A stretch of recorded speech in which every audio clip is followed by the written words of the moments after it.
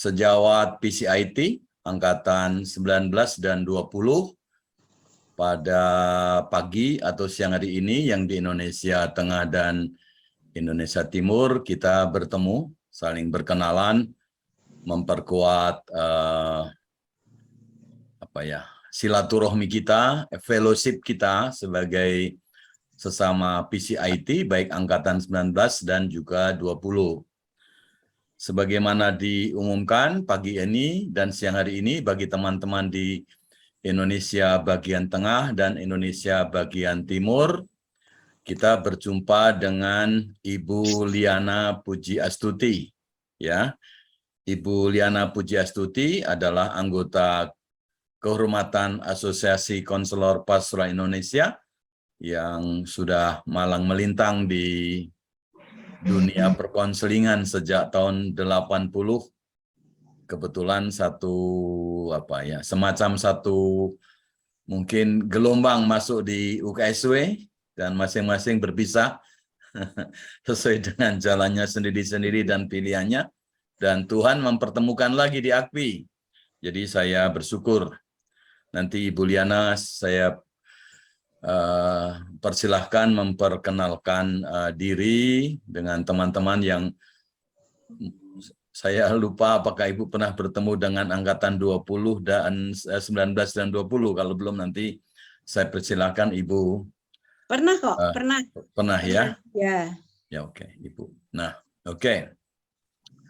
Jadi Ibu Liana akan bersama dengan kita memperdalam kita tentang pendekatan dan teknik dari sebuah pendekatan yang sangat praktis, dan saya yakin bersama Ibu Liana, sejawat PCIT semua, baik angkatan 19 dan 20, dapat menerapkan apa yang kita akan pelajari selama 5 minggu ke depan, setiap hari Sabtu, pukul 10 sampai 12 waktu Indonesia bagian Barat. Jadi mohon kalau ada teman yang masih punya kesibukan dan hari ini belum bisa hadir, tolong disenggol kanan, senggol kiri supaya bisa hadir. Kegiatan lain mungkin sedikit dikurangi prioritasnya dan menjadi prioritas kita ikut kuliah tambahan pada hari ini dengan Ibu Liana. Kalau boleh, saya minta Ibu Carolina Sutan untuk membuka dalam doa. Silakan Ibu, masih bersama dengan kita. Siap, Pak. Mari kita berdoa. Bapa Sorgawi, Bapa yang kami sapa dan imani dalam nama Yesus Kristus, segala puji dan syukur bagi kemuliaan nama-Mu Tuhan, oleh karena kasih dan setia-Mu yang selalu melingkupi kehidupan kami. Secara khusus di pagi hari ini ketika kami boleh berjumpa satu dengan yang lainnya meskipun lewat media Zoom, tapi kami percaya Tuhan semua ini terjadi karena kasih dan setia Tuhan. Kami akan memulai perkuliahan kami pada pagi hari ini. Mari Tuhan, Engkau jamah kami, Engkau berkati Ibu Liana, Pak Toto, dan Mas Kris, dan kami semua yang akan mengikuti perkuliahan ini, sehingga segala sesuatu yang kami kerjakan di sepanjang perkuliahan ini boleh berjalan sesuai dengan kasih dan kuasa Tuhan. Ini kami Tuhan, dalam nama Tuhan Yesus Kristus kami berdoa dan mengucap syukur pada Bapa di sorga. Amin. Amin. Terima kasih Ibu Carolina Sutan. Sebelum saya serahkan waktu dan Zoom-nya kepada Ibu Liana, saya ingin memperkenalkan teman baru kita yang membantu kantor Sekretariat Nasional AKPI di Yogyakarta. Ya, nanti saya undang. Namanya Mbak Ailsa Pratsnya Paramita. Itu depannya Arab, tengah dan belakangnya nama Jawa. Dia asli Yogyakarta. Silakan Mbak Ica, panggilannya Mbak Ica memperkenalkan diri. Silakan Mbak. Baik, selamat pagi Bapak dan Ibu semua. Selamat pagi. Perkenalkan, semoga baik semua ya hari ini. Amin. Terima kasih. Perkenalkan, nama saya Ailsa Pratsnya Paramita. Saya biasa dipanggil Ica. Saya di tempat di AKPI ini menjadi staf dan baru 2 bulan. Terus kesan dan pesan saya kerja di sini, saya happy kerja di sini. Karena Pak Toto juga membimbing saya dengan baik, terus Mas Christian juga jadi rekan kerja yang baik di sini. Terima kasih. Mbak Ica bertugas untuk mengurusi perpustakaan, sedang digitalisasikan semua perpustakaan AKPI. Kurang lebih koleksi kita sekitar 3.000 dan tentu akan ditambah dengan download dari perpustakaan internasional yang berbahasa Inggris sedang dalam proses, juga lebih mengurusi dokumentasi AKPI dan sebagainya supaya lebih rapi, foto-foto setiap angkatan disusun, dan juga Facebook. Dan dengan Mbak Ica, Mbak Elsa, website kita sudah lebih sempurna.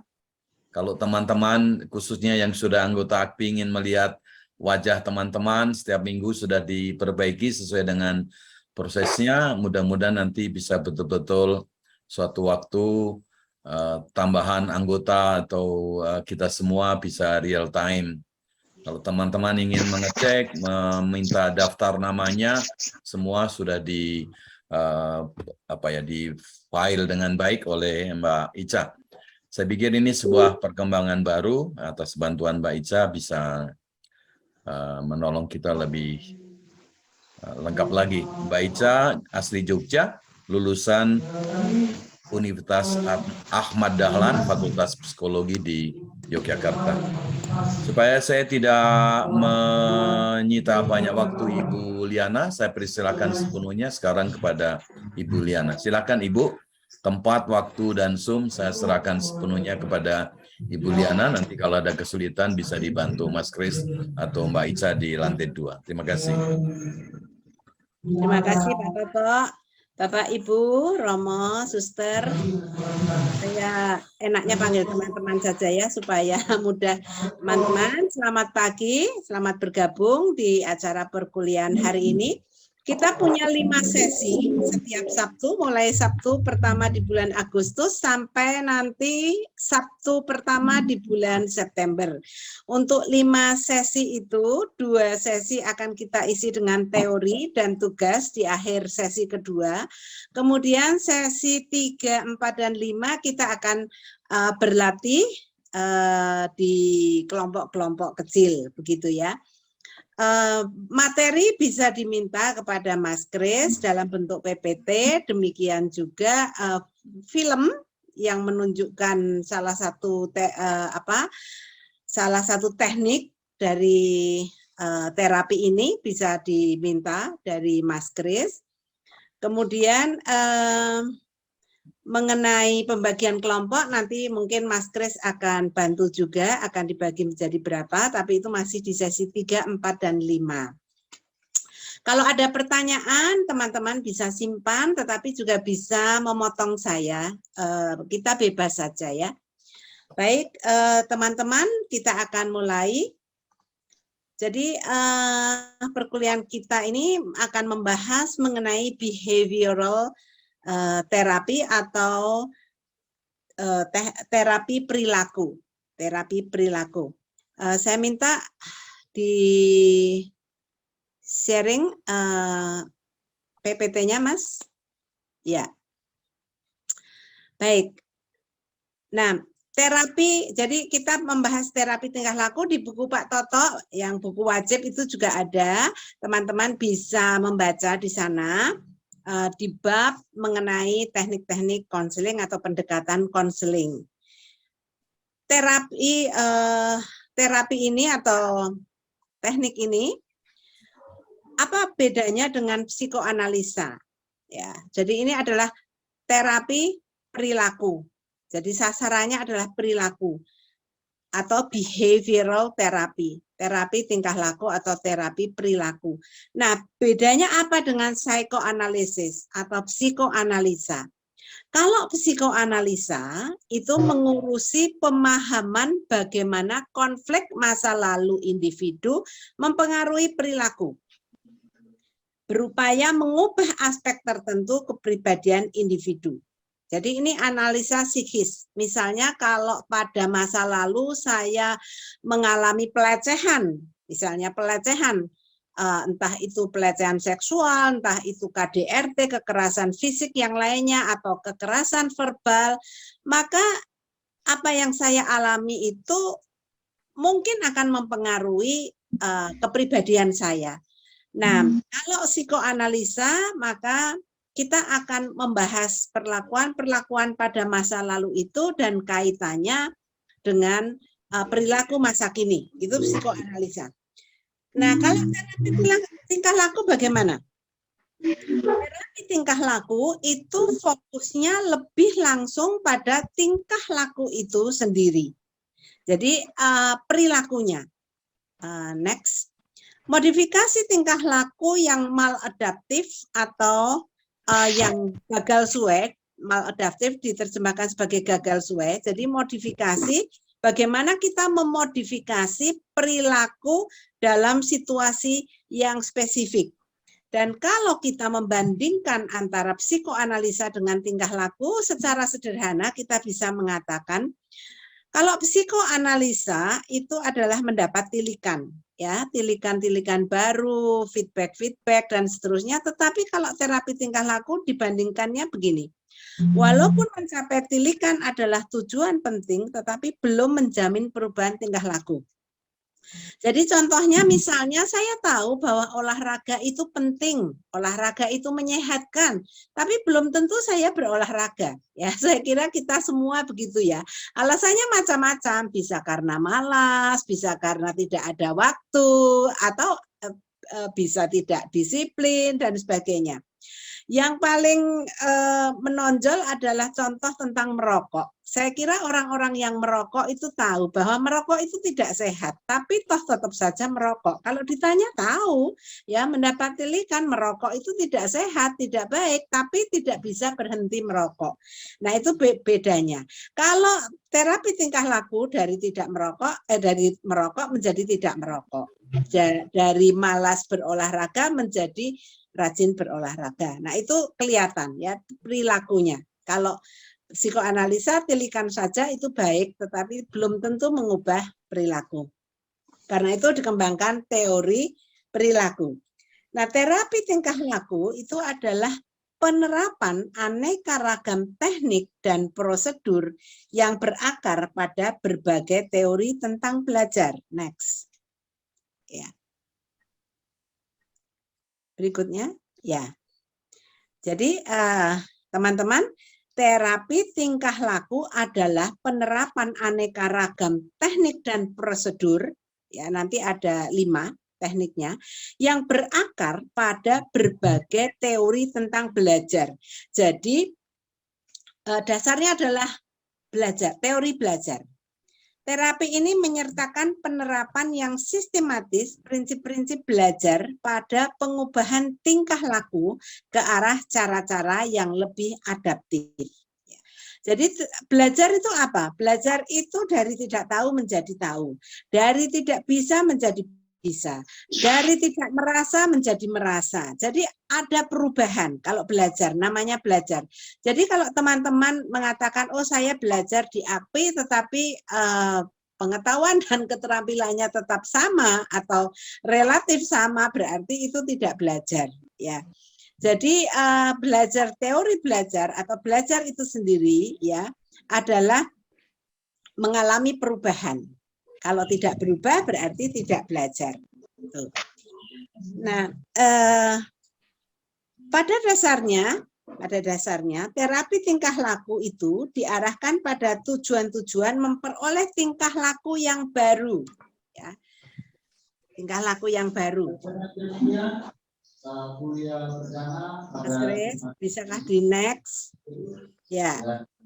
Pada dasarnya terapi tingkah laku diarahkan pada tujuan-tujuan memperoleh tingkah laku baru, penghapusan tingkah laku yang maladaptif, serta memperkuat dan mempertahankan tingkah laku yang diinginkan.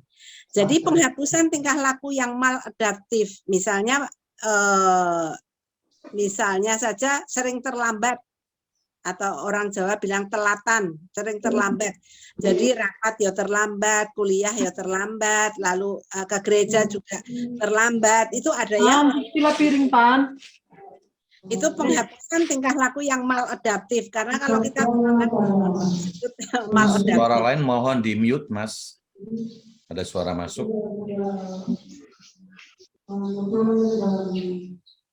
Iya. Serta memperkuat dan mempertahankan tingkah laku yang diinginkan. Jadi kalau sudah memiliki perilaku yang diinginkan, itulah yang diperkuat, dipertahankan supaya perilaku yang baik itu tetap baik gitu. Nah, adalah penting bahwa kondisi-kondisi yang menjadi penyebab timbulnya tingkah laku bermasalah itu diidentifikasi sehingga kondisi-kondisi baru bisa diciptakan guna memodifikasi tingkah laku. Next.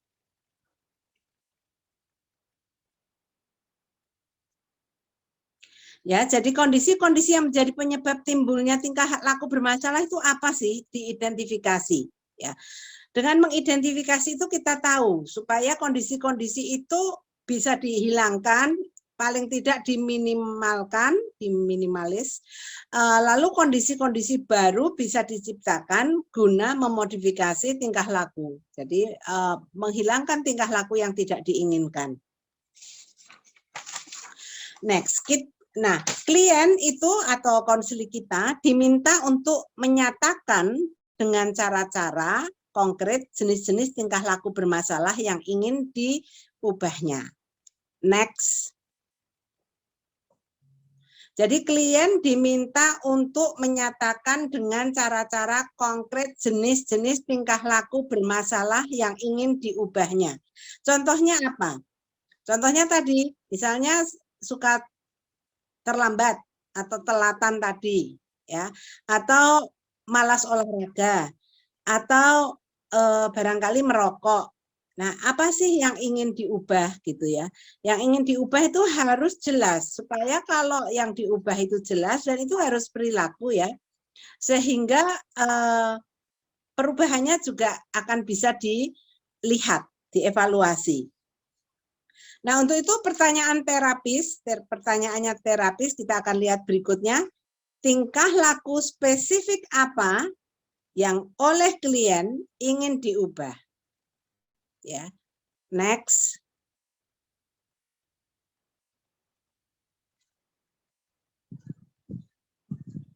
Mas Kres.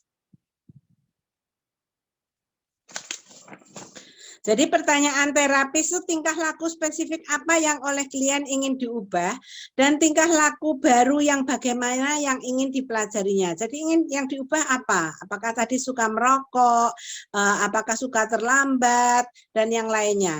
Lalu apa yang ingin dipelajari? Perilaku atau tingkah laku baru yang ingin dipelajari. Jadi ini membutuhkan pengamatan yang cermat atas tingkah laku klien. Jadi kalau dia cerita saja, kita juga mengamati apakah itu betul-betul perilaku dari klien yang ingin diubah. Nah, penjabaran yang kabur kalau tidak jelas ya perilakunya dan umum tidak bisa diterima.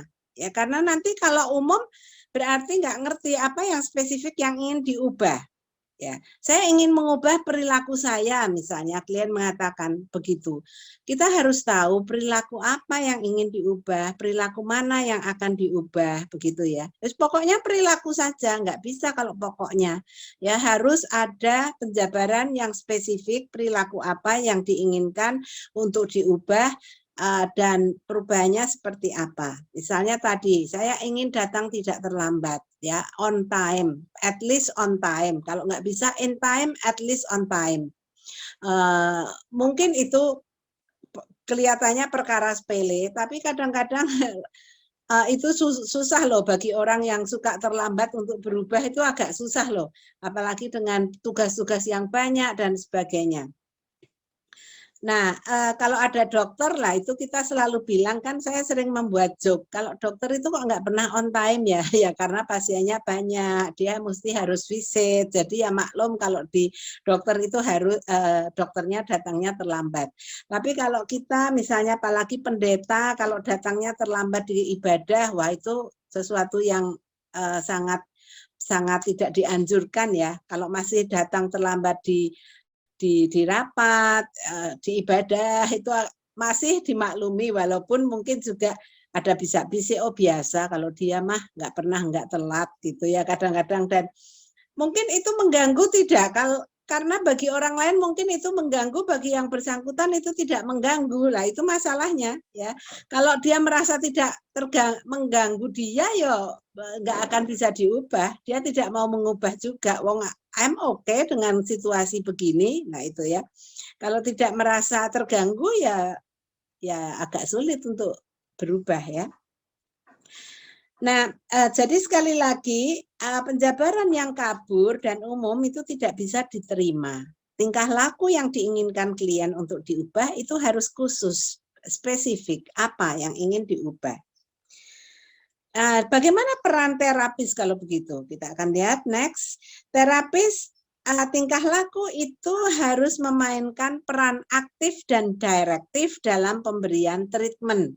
Ya, karena ia juga nanti kalau dalam teknik-teknik yang kita akan pelajari itu bertindak sebagai model. Ya, jadi ini kelihatannya arahnya direktif ya, direktif. Nah, lalu apa hubungannya dengan client-centered non-directive counseling? Seperti yang sudah dijelaskan oleh Pak Toto, saya yakin teman-teman mengingat bahwa bisa mulai dengan client-centered dulu. Ya, tapi kalau kemudian dilihat, oh ini kok kayaknya perilakunya yang harus diubah, kita pakai teknik terapi perilaku atau terapi tingkah laku. Jadi tidak ada masalah sebetulnya. Mau masuk melalui client centered, oke. Sesudah itu dengan kalau itu dilihat, oh nampaknya ini cocok dengan terapi tingkah laku, ya kita gunakan terapi tingkah laku. Tetapi dalam terapi tingkah laku, peran terapis, peran kita sebagai konselor itu adalah direktif, mengarahkan. Nanti kita akan lihat bagaimana pengarahan atau bagaimana yang disebut dengan direktif, karena itu sangat berbeda dengan client centered. Kalau client centered kan kita lebih banyak memahami, lebih banyak mendengarkan, konseling yang lebih banyak bicara, lebih banyak aktif gitu ya. Kalau direktif kita yang lebih banyak mengarahkan. Kita akan masuk secara spesifik pada ciri-ciri terapi tingkah laku sekarang. Apa sih ciri-ciri terapi tingkah laku? Yang pertama, ini cirinya. Jadi nanti kita akan tahu, oh ini menggunakan terapi perilaku. Itu kalau menunjukkan ciri-ciri sebagai berikut. Yang pertama, pemusatan perhatian pada tingkah laku yang nampak dan spesifik. Jadi pada perilaku, ini bukan soal perasaan ini. Misalnya saya kok merasa kecewa, saya merasa disakiti, itu tidak. Ya. Tetapi barangkali karena saya merasa kecewa dan merasa disakiti itu, lalu saya tidak bisa mengendalikan makan, lah itu mengendalikan makan itu yang merupakan perilaku gitu ya. Jadi harus nampak pada perilaku yang spesifik, ya, yang khusus. Lalu yang kedua, kecermatan dan penguraian tujuan-tujuan treatment. Jadi tujuan-tujuan treatment itu harus dibuat sedemikian rupa. Misalnya nanti kita akan lihat dari tadi contoh yang paling mudah itu kalau telatan itu ya, suka terlambat, dari terlambat atau suka terlambat, telatan menjadi on time misalnya. Itu tujuan untuk treatmentnya. Lalu perumusan prosedur treatment yang spesifik yang sesuai dengan masalah, bagaimana ya prosedurnya, bagaimana akan mengubahnya. Lalu yang terakhir adalah penafsiran objektif atas hasil-hasil terapi. Jadi penafsiran objektif atas hasil-hasil terapi. Nanti akan bisa dengan mudah dievaluasi karena perilakunya spesifik. Perilakunya spesifik. Nah, salah satu aspek yang paling penting, kita lihat berikutnya, salah satu aspek yang paling penting dari terapi ini adalah penekanannya pada tingkah laku yang bisa didefinisikan secara operasional, diamati, dan diukur. Itu. Jadi spesifiknya di situ. Ya, bisa diamati, bisa diukur, ya, sehingga kita tahu nanti apakah dia berubah atau tidak dari yang kita amati. Nah, perubahan tingkah laku sebagai kriteria yang spesifik itu memberikan kemungkinan bagi evaluasi langsung atas keberhasilan kerja dan kecepatan bergerak ke arah tujuan-tujuan terapeutik yang bisa dispesifikasi dengan jelas. Ya. Jadi kalau tidak ada perubahan lah itu berarti harus dipertanyakan. Jadi bagaimana efektivitas dari terapinya? Karena sebelum konseling datangnya terlambat, ikut konseling datangnya tetap terlambat, bahkan mungkin malah terlambat. Nah itu harus dipertanyakan efektivitas dari konseling yang diberikan. Nah, karena tingkah laku yang dituju itu dispesifikasikan dengan jelas, berikutnya, tujuan-tujuan treatment itu dirinci dan metode terapeutik diterangkan, maka hasil-hasil terapi menjadi dapat dievaluasi. Ya, jadi tingkah laku yang mau diubah jelas, perubahannya juga jelas, ya, sehingga nanti bisa dilihat berhasil tidak. Itu kalau tujuannya itu berhasil, berarti perubahan perilaku yang diinginkan itu dapat dilakukan atau dicapai. Itu. Nah, sampai di sini barangkali ada yang ingin bertanya dulu sebelum kita melanjutkan langkah-langkah, silahkan.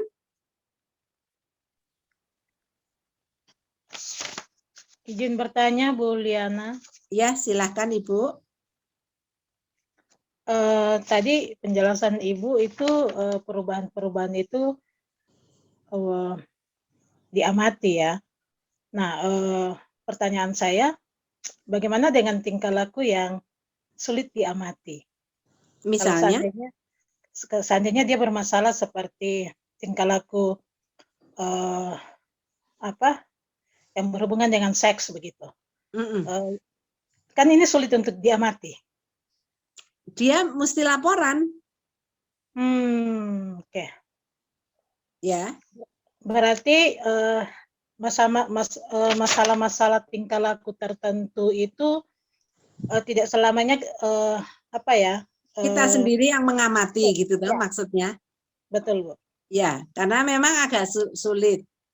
Ya, agak sulit. Misalnya onani misalnya, masa kita harus mengamati dia? Kan tidak, tetapi mungkin dari laporannya misalnya itu dia bisa menceritakan, oh sekarang saya sudah, misalnya kalau itu sangat mengganggu ya tidak onani misalnya.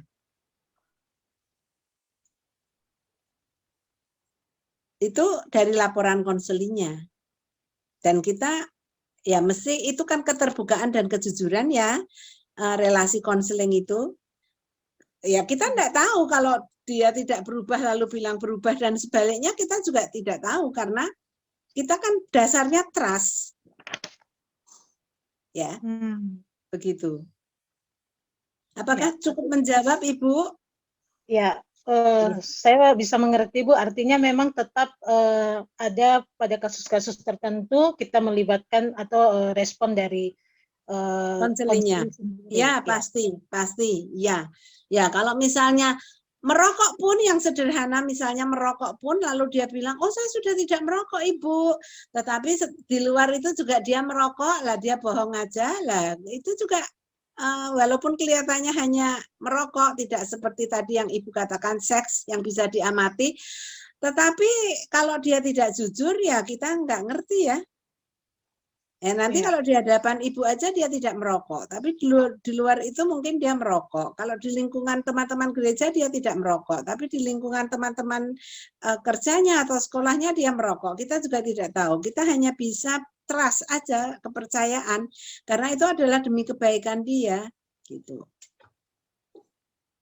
Ya, baik Bu. Terima kasih Bu. Ya, terima kasih Bu. Masih ada Bapak Ibu, teman-teman yang mau bertanya?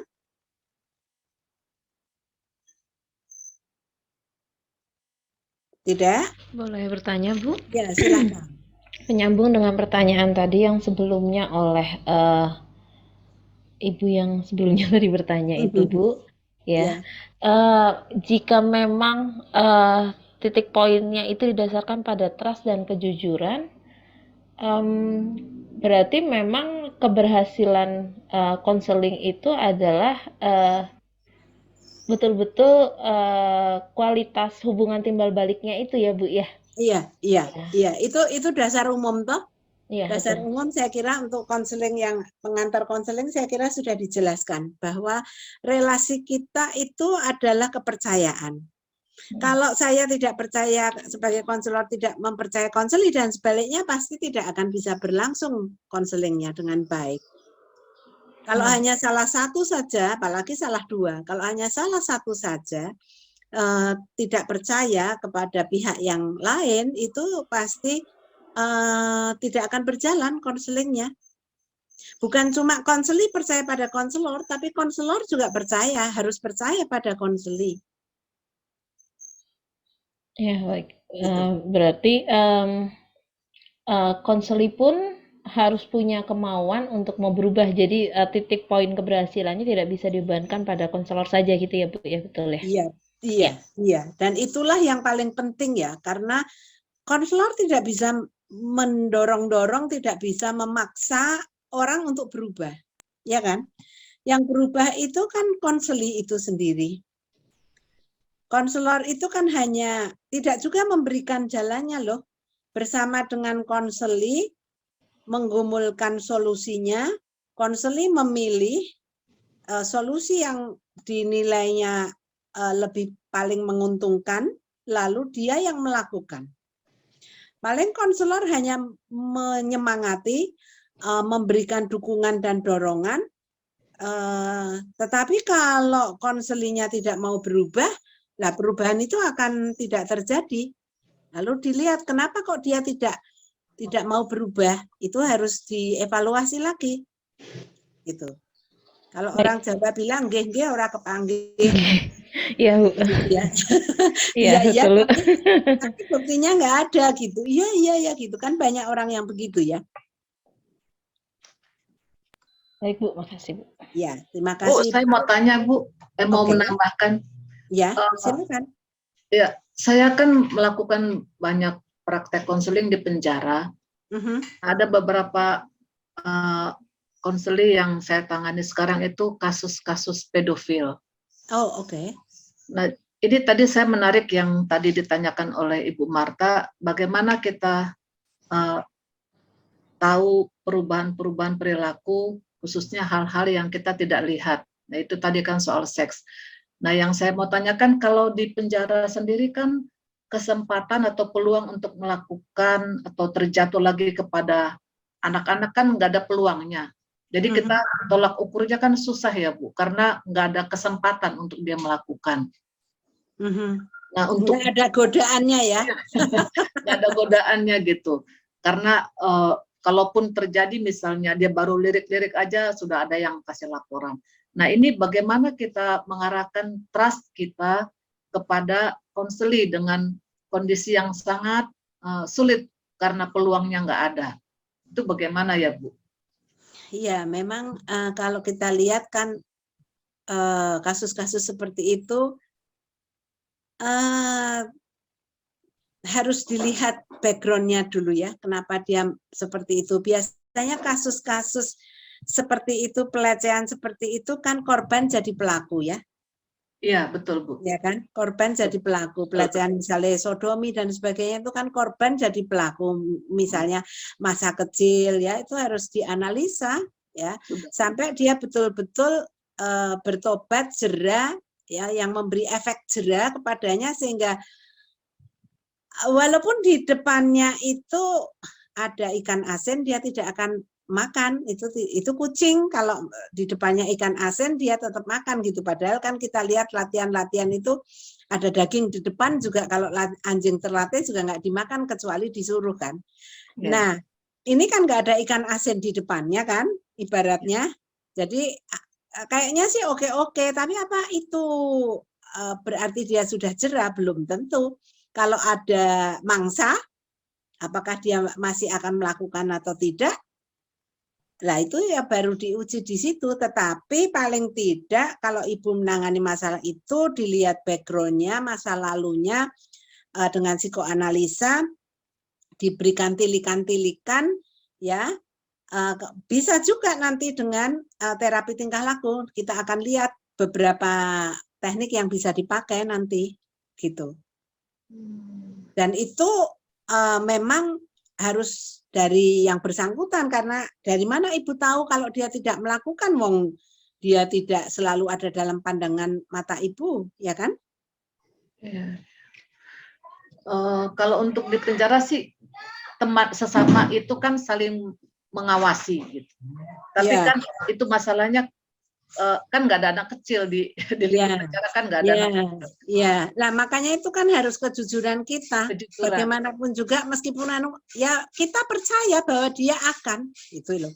Diupayakan, didoakan, ya dia akan melakukan sesudah itu dia jerah. Penjara, apakah penjara membuatnya jerah itu ya belum tentu. Kadang-kadang kalau efek hukumannya nggak terlalu bagus juga nggak jerah kan? Iya betul. Nah itu. Terima kasih. Jadi kalau dia sudah dilepas, misalnya kena berapa tahun itu Bu? Oh ini kalau pedofil cukup lama karena korbannya banyak. Jadi dia masih harus menjalani 6 tahun, yang satu orang, yang satu lagi masih 8 tahun. Ya, tapi 6 tahun dan 8 tahun itu tidak apa namanya, tidak lama, ya kan? Tidak lama, dia bisa mencari mangsa baru. Ya, jadi mesti bagus itu kalau ibu bisa masuk di situ, membuatnya jerah ketika dia keluar penjara, dia memutuskan untuk tidak melakukan itu lagi dan seterusnya. Baik. Ya. Makasih. Baik, terima kasih. Kita lanjutkan dulu. Nanti kalau ada yang bertanya, silahkan. Kita akan sampai kepada langkah-langkah ya. Bagaimana caranya melakukan terapi ini? Yang pertama tentunya kita mendengarkan dengan cermat pernyataan klien terkait masalahnya, apa yang ingin diubah olehnya gitu. Secara teoritis itu gampang kelihatannya. Oh Bu, saya ini nggak bisa mengendalikan makan misalnya.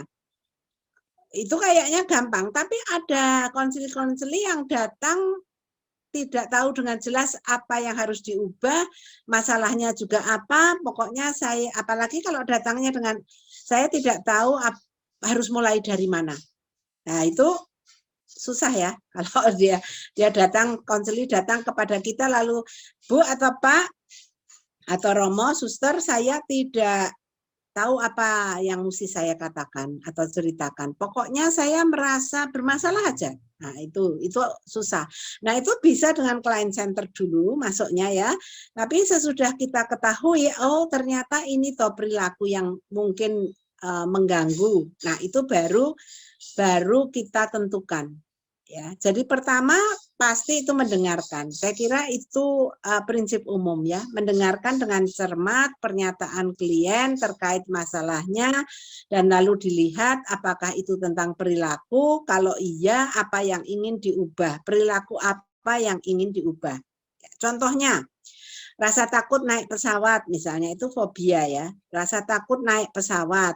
Ya, berbicara gugup di depan orang banyak misalnya, makan tidak terkendali, ya pengen makan terus sehingga obesitas misalnya, itu susah juga ya, apalagi kalau sudah tua seperti saya, makan sedikit minum air saja sudah tambah berat badannya. Nah tetapi itu bukan persoalan makan tidak terkendali ya, karena ada orang-orang yang tidak bisa mengendalikan makannya, cabai misalnya, ini tolong Mas Kris ditayangkan contohnya. Makan tak terkendali, misalnya apa? Cabai aja. Ini banyak juga yang bermasalah. Sudah tahu kalau makan cabai perutnya sakit, tapi tetap aja makan, ya. Dan tidak kira-kira makannya. Nah, mudah-mudahan dengan harga cabai naik itu bisa secara tidak langsung mengendalikan. Saya juga nggak tahu karena bagi orang-orang penggemar cabai tidak masalah cabai naik pun ya, asal ada cabai ya oke gitu ya. Nah, merasa tidak mampu. Saya mau mendefinisikan merasa tidak mampu nanti ya. Jadi merasa tidak mampu. Nah, setelah kita mendengarkan dengan cermat pernyataan klien terkait masalahnya, apa yang ingin diubah, ya. Lalu yang kedua, langkah yang kedua, mendeskripsikan masalah dengan jelas dan memecahnya menjadi beberapa tujuan terapeutik spesifik. Contohnya apa? Tadi itu merasa tidak mampu itu tidak spesifik. Lah, tidak mampu dalam hal apa? Itu harus spesifik. Dalam hal menyelesaikan pekerjaan, dalam hal mengendalikan keinginan makan, ya, tidak mampu malas berolahraga, tidak mampu mengubah kemalasan berolahraga misalnya, lalu tidak mampu menghentikan merokok misalnya, dan seterusnya. Itu harus spesifik. Kalau saya tidak mampu apa? Karena banyak sekali. Ya, itu tidak spesifik. Kalau tidak mampu itu masih umum. Nah, setelah kita mengetahui permasalahannya, itu sama dengan prinsip umum, kita harus memilih teknik pertolongan yang tepat. Nanti kita akan belajar memilih pertolongan yang tepat itu apa, ya, seperti apa. Kalau masalah ini, oh pakai tekniknya ini. Kalau masalahnya ini, pakainya teknik itu. Jadi setelah kita tahu masalahnya, kita memilih pertolongan yang tepat, dan setelah kita memilih pertolongan yang tepat, kita bisa mengevaluasi langkah keempat. Apakah pertolongan yang kita berikan itu berhasil atau tidak? Dikatakan berhasil kalau tujuannya tercapai. Nah, tujuannya kalau terapi perilaku ya itu tadi, dari tidak mampu menjadi mampu, tidak bisa menjadi bisa, dari mengubah perilaku yang maladaptif menjadi perilaku yang adaptif misalnya, seperti itu. Nah, sampai di sini dulu ya, Ibu dan Bapak, sebelum kita belajar tentang teknik-teknik perilaku, mungkin ada yang ingin bertanya sampai di sini. Cukup jelas? Jelas, Bu. Jelas. Oke. Jelas, Bu. Ya, baik. Sekarang kita akan lihat teknik-teknik terapi perilaku. Ya, yang pertama itu adalah yang disebut desensitisasi sistematis. Ya, dan teknik ini efektif untuk menghilangkan rasa takut atau fobia. Apa itu fobia? Ada yang mau menjawab apa sih fobia itu? Saya kira ini cukup istilah yang tidak terlalu asing ya, cukup populer di kalangan kita ya. Apa sih sebetulnya fobia itu? Mungkin ada dari teman-teman yang mau menjawab?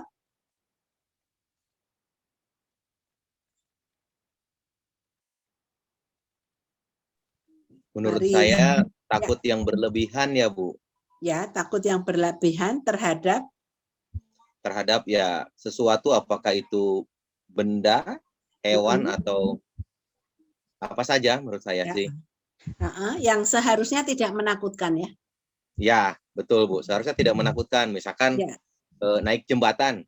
Mm-mm. Harusnya kan itu biasa. Mm-mm. Tapi karena dia fobia, dia menjadi ketakutan berlebihan terhadap ketinggian. Sehingga dia tidak mau naik jembatan. Gitu, Bu, kira-kira. Iya. Jadi takut pada ketinggian misalnya ya toh. Yang seharusnya mungkin orang lain tidak takut tapi dia takut ya. Jadi ketakutan fobia adalah ketakutan yang berlebihan. Terima kasih Pak jawabannya. Ketakutan yang berlebihan ya. Kalau takutnya tidak berlebihan juga tidak apa-apa ya. Pada objek apapun itu, objek itu yang seharusnya itu semestinya tidak menakutkan. Biasanya takut yang berlebihan pada bulu, nanti kita akan lihat terapi bulu. Takut yang berlebihan pada ketinggian, pada ruangan yang sempit misalnya, dan seterusnya. Itu fobia.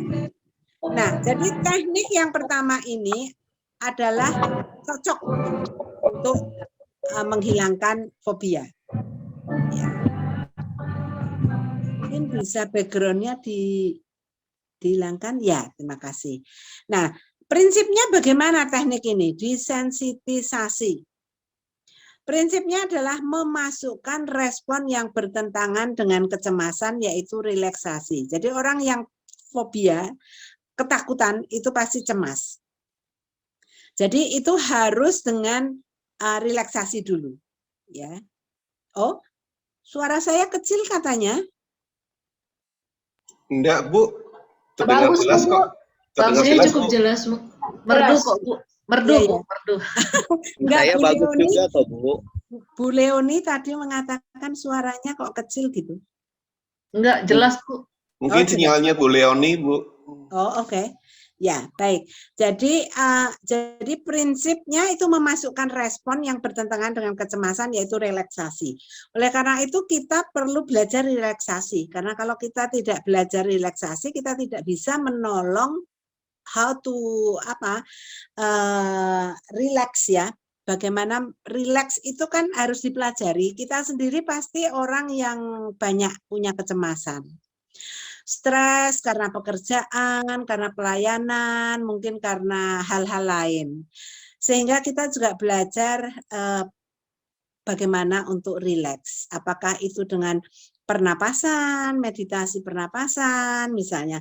Apakah itu dengan muscle, dengan relaksasi otot-otot, apakah dengan mendengarkan musik misalnya. Pokoknya yang bisa membuat kita rileks. Karena kalau kita tidak rileks ya, kita tidak bisa mengajari orang untuk rileks, nggak bisa melakukan teknik ini. Karena dasar teknik ini adalah menghilangkan kecemasan dengan relaksasi. Itu. Ibu Bapak, teman-teman, saya kira menguasai toh beberapa teknik relaksasi. Kalau tidak bisa belajar, bisa lihat di YouTube ya. Tetapi ya mari kita cobalah sebentar ya, bagaimana kita bisa rileks sejenak.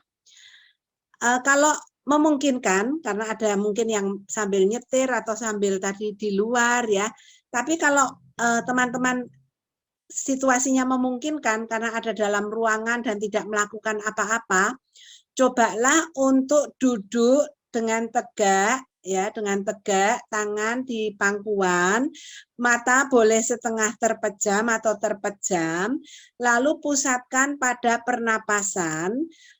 Bernapaslah perlahan-lahan, tarik napas, keluarkan perlahan-lahan, tarik napas, keluarkan perlahan-lahan, pusatkan perhatian pada hidung, pada jalannya masuk dan keluarnya nafas.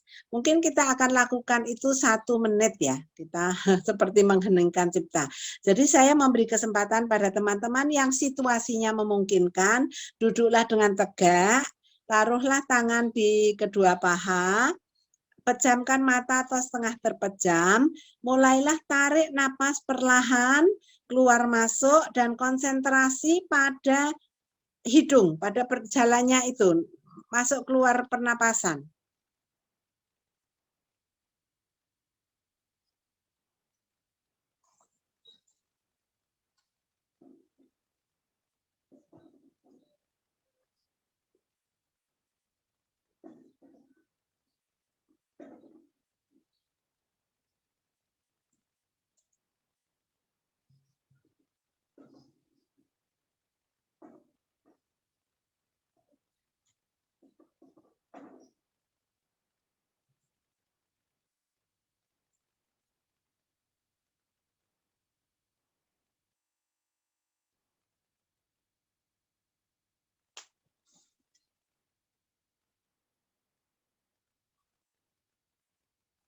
Ya, baik teman-teman, apakah merasakan cukup rileks atau bagaimana? Ya, lumayan rileks. Lumayan rileks ya. Ya, itu cara yang cukup bagus. Kalau misalnya teman-teman pas kemerungsung atau pas tegang begitu, mojok aja sebentar, pejamkan mata, bernapas perlahan-lahan, itu biasanya bisa menolong. Ya, nah itu salah satu. Bisa juga dengan otot-otot yang tegang, lalu dikendurkan dan seterusnya. Ada banyak kalau mau dipelajari. Jadi cara-cara rileks. Nah, nanti kita akan lihat lagi bagaimana caranya. Nah, kita ke screen berikutnya. Desensitisasi. Boleh bertanya, Bu? Iya, boleh. Silahkan. Iya, untuk teknik relaksasi ya Bu, yang persoalan tarik nafas, keluar nafas, itu ada yang menyatakan itu tarik nafas, keluarkan dari hidung. Tapi ada juga yang mengatakan tarik nafas, keluarkan dari mulut.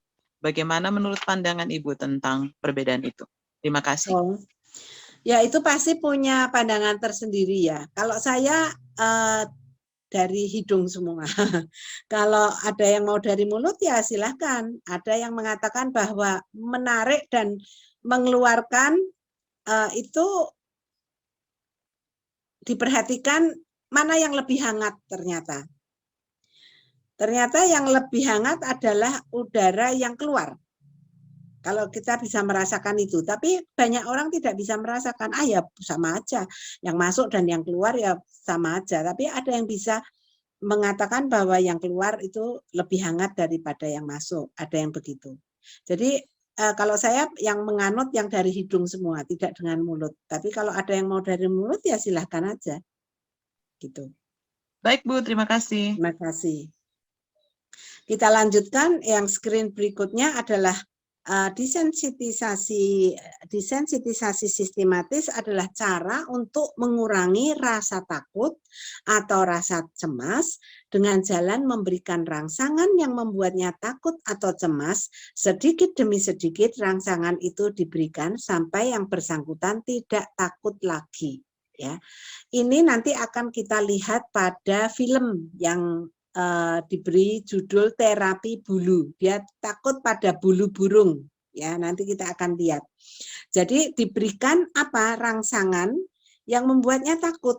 Nanti di film akan kita lihat bahwa karena dia takut pada bulu, maka sedikit demi sedikit bulu itu didekatkan sampai dia merasa tidak takut lagi. Nanti kita akan lihat film ini, menarik ya.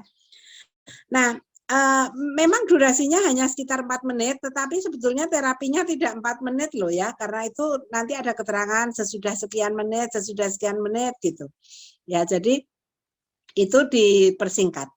Nah, bagaimana caranya? Pertama-tama kita akan lihat, pertama-tama konseli itu dilatih untuk rileks. Tadi ya, di relaksasi otot, pernapasan, membayangkan tempat-tempat yang menyenangkan, mendengarkan musik, itu tergantung. Ya, jadi tergantung bagaimana konseli itu biasanya rileks. Screen berikutnya, Mas. Praktikkan di keseharian. Kalau dia di awal pertemuan itu masih cemas dan sebagainya, ya dia diminta datang lagi, jangan dipaksakan. Oh, besok aja, kalau ini bisa dipraktekkan di keseharian. Jika sudah bisa rileks, baru ke tahap selanjutnya. Ya, tetapi nanti di terapi kita, di film yang akan kita tonton, itu sepertinya hanya 1 kali pertemuan. Yang kedua, menyusun hierarki situasi yang menimbulkan kecemasan. Jadi disusun hierarkinya, susunannya apa? Situasi diurutkan dari yang menghasilkan kecemasan paling besar sampai paling kecil sampai yang paling besar. Apa sih yang paling membuat dia takut itu? Ya, sampai dari yang kecil sampai yang besar. Lalu ketiga, konseli diminta rileks dan mengalami atau membayangkan tiap situasi dalam hierarki. Dimulai dengan situasi yang paling kecil menimbulkan kecemasan, mata boleh terpejam. Ya, contohnya bagaimana? Contoh di screen berikutnya, seseorang yang menderita agorafobia.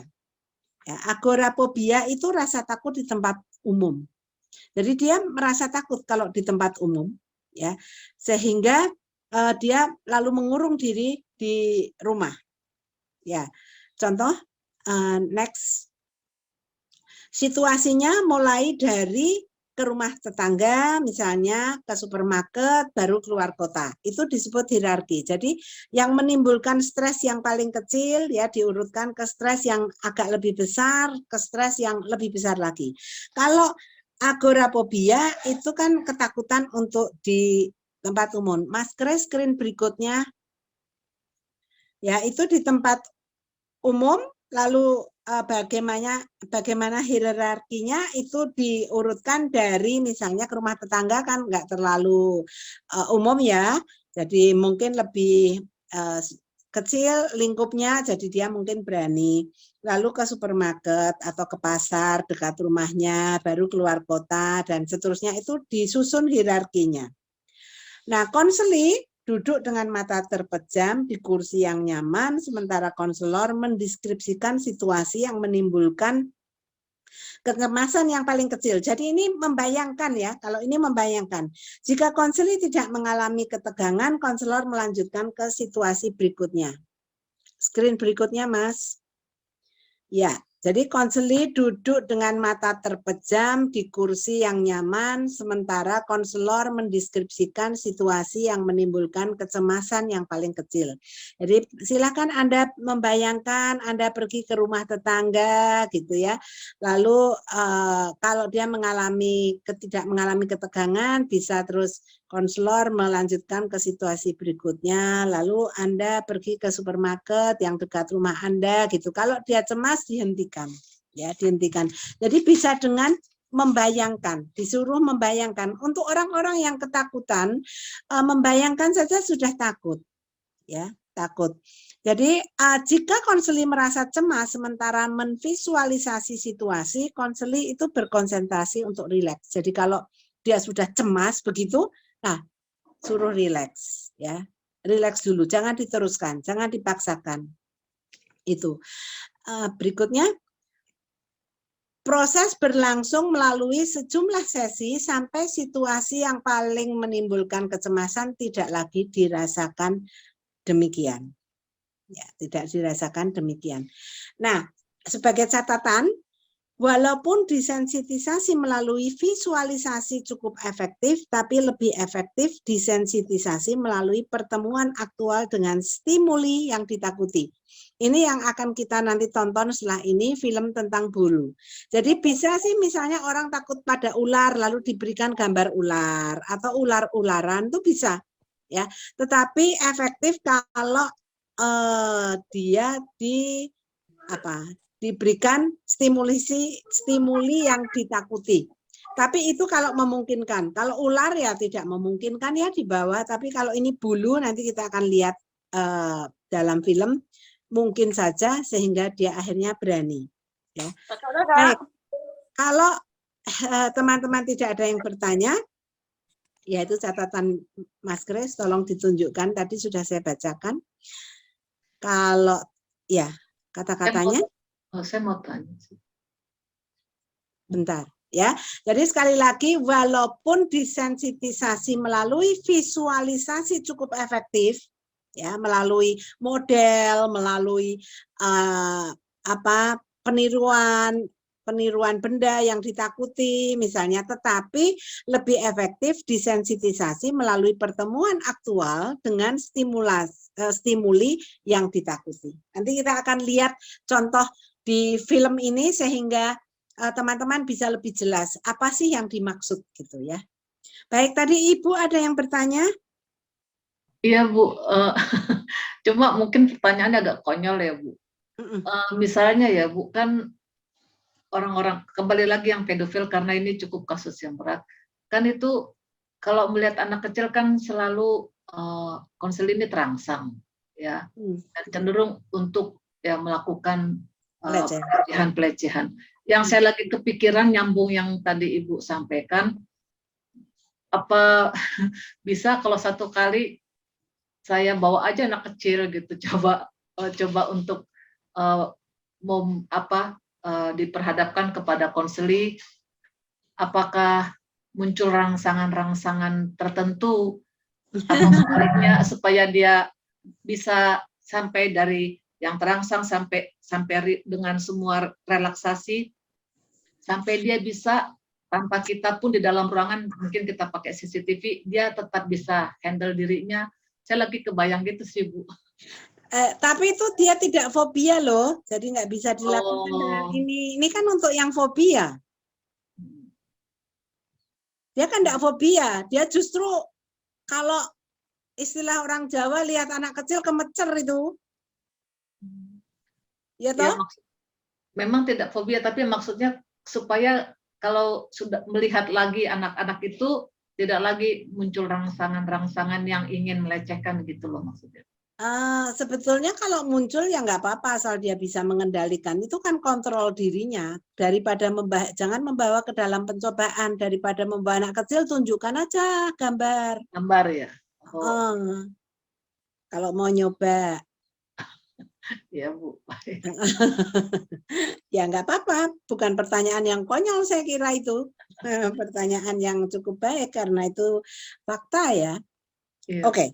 Baik, nanti kalau ada pertanyaan yang lain, Ibu dan Bapak bisa bertanya. Kita lihat terapinya dulu lah ya. Kita lihat filmnya dulu supaya tahu seperti apa sih itu gitu. Monggo Mas Kris ditayangkan filmnya Terapi Bulu.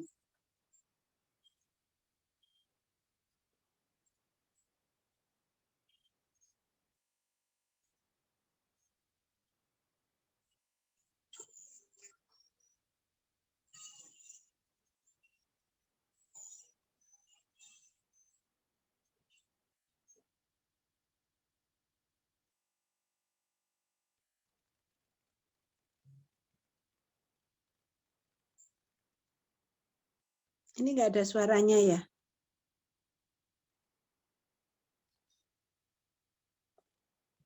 Suaranya sudah terdengar belum, Bu? Belum Mas. Oh ya, sebentar. Ya. Diulangi dari awal, Mas. Iya, Bu, sebentar.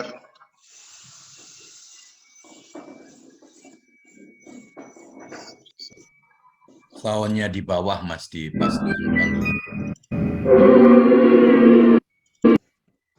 Sudah terdengar belum? Sudah. Ya, baik.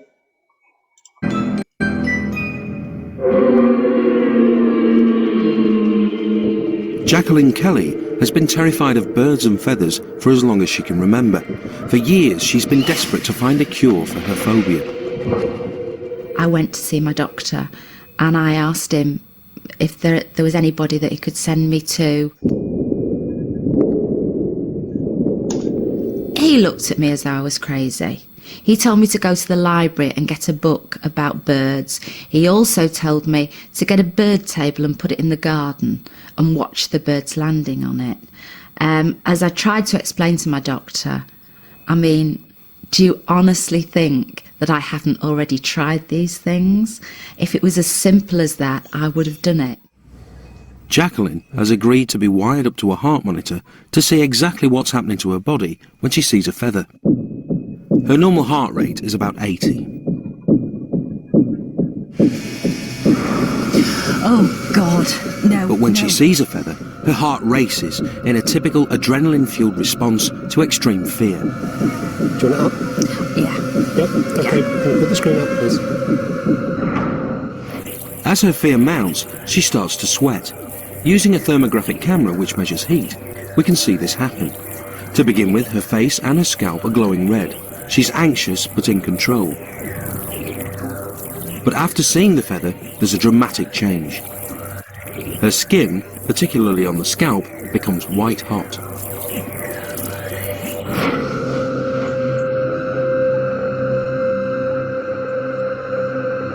It makes me feel every emotion you can imagine, all mixed up.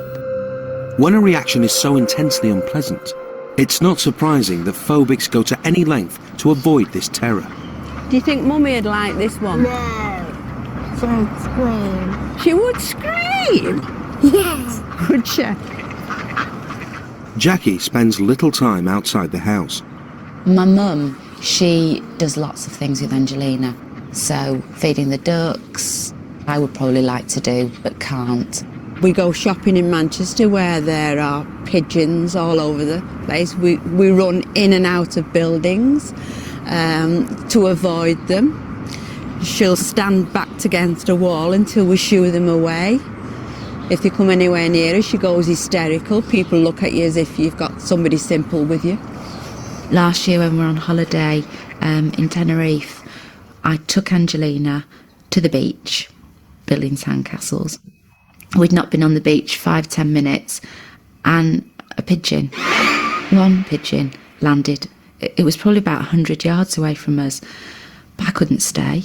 I couldn't even find the time to tell her what was going on. I just upped and legged it. ran back to the hotel. And it wasn't until I got back to the hotel that I realised, God, I've left my child on the beach. She's only 3, she's there on her own. Apart from being frightened of the birds and feathers, my biggest fear is something happening to my daughter because of me. Clinical psychologists believe that there's only one way phobias like Jackie's can be cured. There are no miracle cures. In the end, what you've got to do is you have to work through the problem. You're not going to be able to avoid your way out of a phobia. And a lot of therapies on the market are offering just that. You can avoid as a way of getting rid of your phobia. It's obviously nonsense. I want to know why. Not everybody's frightened of feathers. Where has it come from? Why isn't my sister frightened of feathers? Why is it me? Feeling fear about something as beautiful as a bird or its feathers might seem hard to understand because neither are dangerous. But the potential for certain phobias seems to be hardwired into our brains. A fear of snakes is very easy to trigger. However, feathers and birds are not inherently dangerous. Jackie's and many other phobias are almost certainly People get so desperate, they will try anything, and the trouble is they don't know how to separate out the things that are useful from the things that aren't. So people will often tend to choose things that offer help without confrontation. And what you're having to drink? Avoidance hasn't helped Jackie, and she's finally decided to face her phobia head on. She's going to see a clinical psychologist to try behaviour therapy, the only option left if she wants to show her daughter the outside world.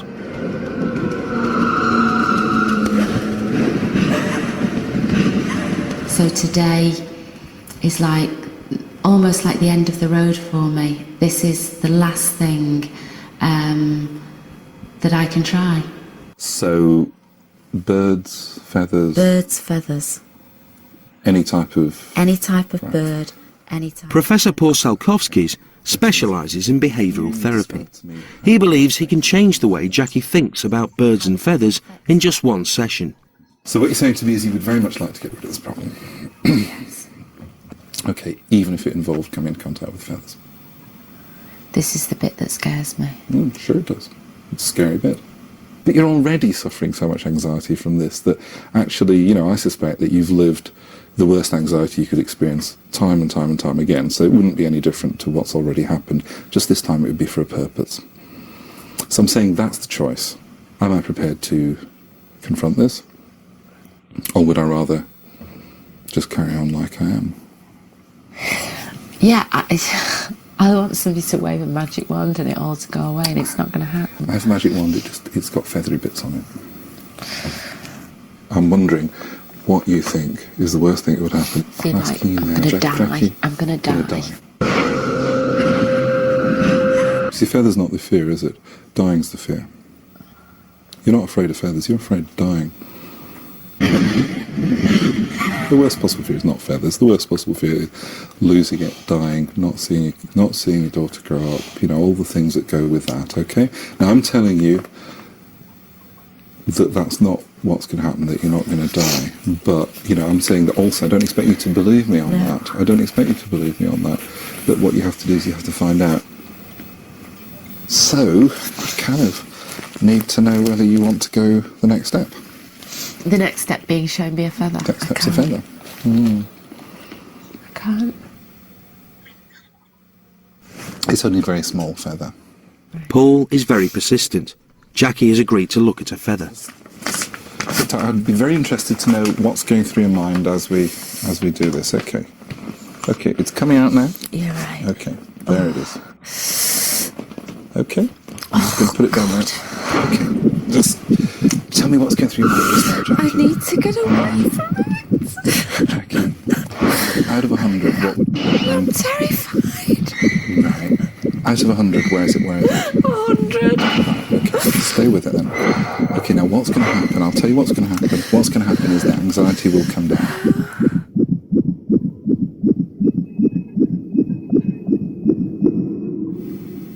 Remember that your thought is that it goes up and it just keeps on going up and up. Okay, and I said you need to discover that that's not actually what happens. What happens is it comes back down again. Now, it's actually coming down a lot more quickly than you expected, isn't it?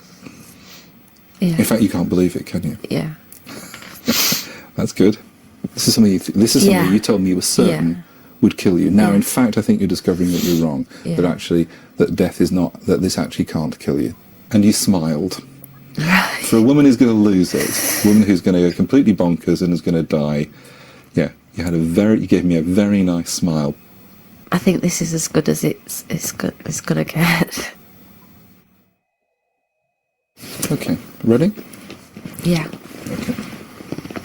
I will move everything nice, slowly and controlledly. Okay. There we go. Moving across, and there it is. Okay, out of 100. So my holding it is worth. Yes, because you can put it near me. Promise you I'm not going to do that. Oh, Tell yeah. you what. Keep Keep it going. coming. Keep it coming. Keep going. No, Good. stop now. Okay. Stop. I've stopped. Stop. Okay. Brill.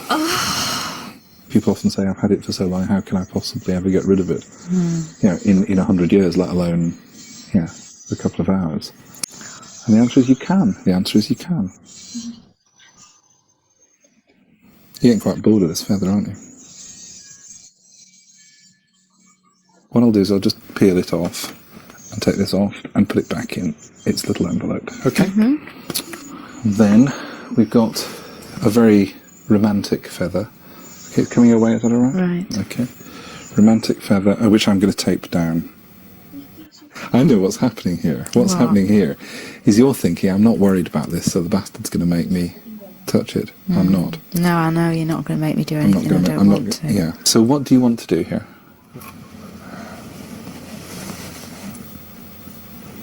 Excellent. Okay. Again, being in control of it is the name of the game. God. Stick with it. I know. Because it'll come down. Yeah. I know you're there when you're actually taking control in this kind of way as well, But you picked that up. I didn't ask you to pick it No, up. I know. You picked it up.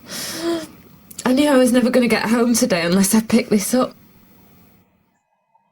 I never ever imagined in my wildest dreams that I would ever in my life sit here holding a feather. Ever. But it did take nearly 45 minutes. Wow. 45 minutes after 37 years of it.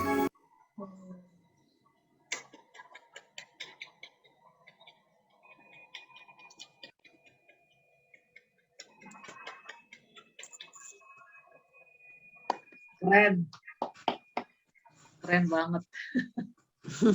Ya, baik.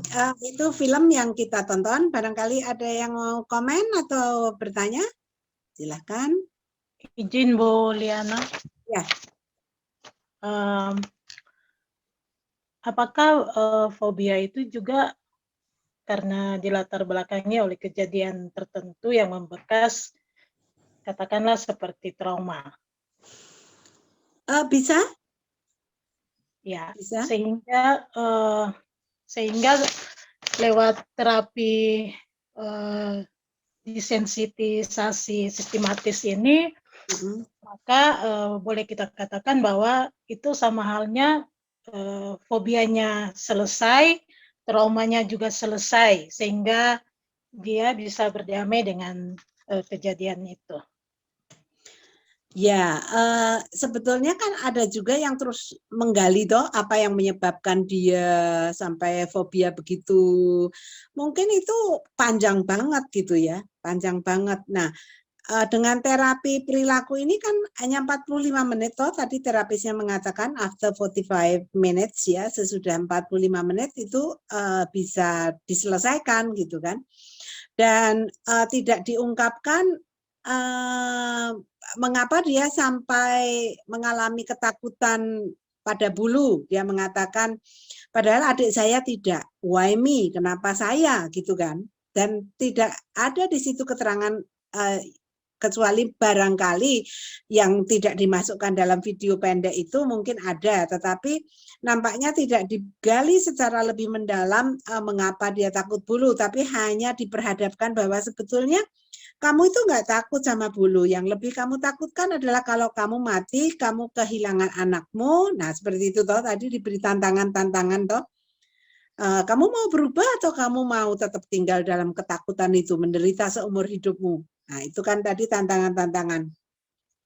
Lalu akhirnya dia memilih toh, karena dia tidak mau kehilangan putrinya itu, mencoba untuk walaupun ketakutan, tetapi dia memilih untuk apa namanya menyembuhkan dirinya sendiri, gitu.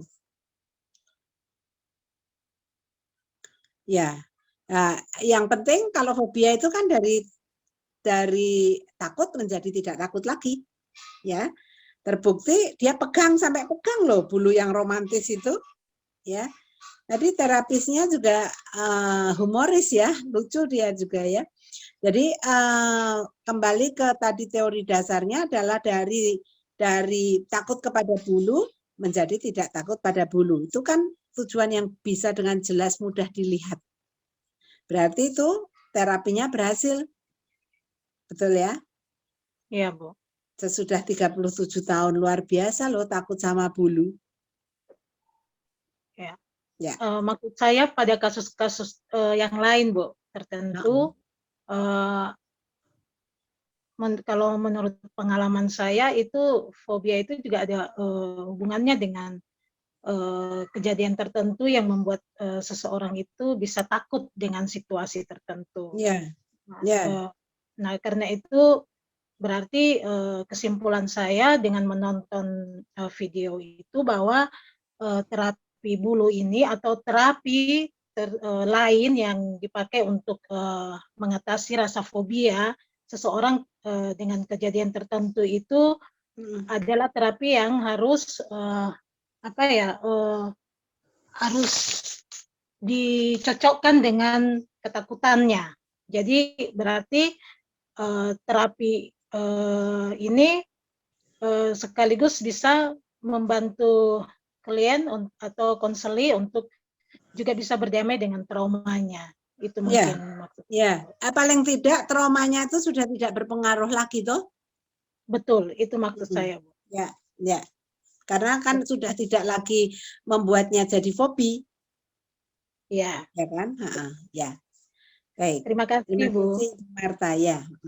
Ada lain yang mau komen atau bertanya? Boleh bertanya, Bu. Liana boleh sedikit memberi komentar? Ya, silakan, Pak. Maaf ya, saya sering mengingatkan. Ya, istilah berdamai itu kan istilah teologis, bukan istilah psikologis. Tapi istilah psikologis yang sering kita pakai itu adalah acceptance, menerima kenyataan.